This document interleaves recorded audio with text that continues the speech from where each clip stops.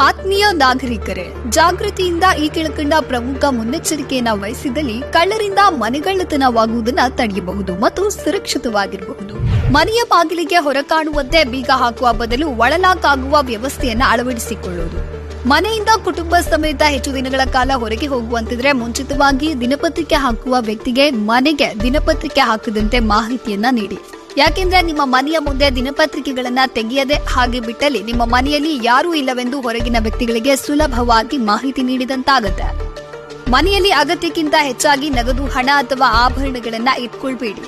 ನಿಮ್ಮ ಪ್ರಯಾಣದ ಬಗ್ಗೆ ಯಾವುದೇ ಕಾರಣಕ್ಕೂ ಫೇಸ್ಬುಕ್, ಇನ್ಸ್ಟಾಗ್ರಾಮ್, ವಾಟ್ಸ್ಆಪ್ ಸ್ಟೇಟಸ್ ಅಥವಾ ಇತರ ಯಾವುದೇ ಸೋಷಿಯಲ್ ಮೀಡಿಯಾಗಳಲ್ಲಿ ಅಪ್ಡೇಟ್ ಮಾಡಬೇಡಿ.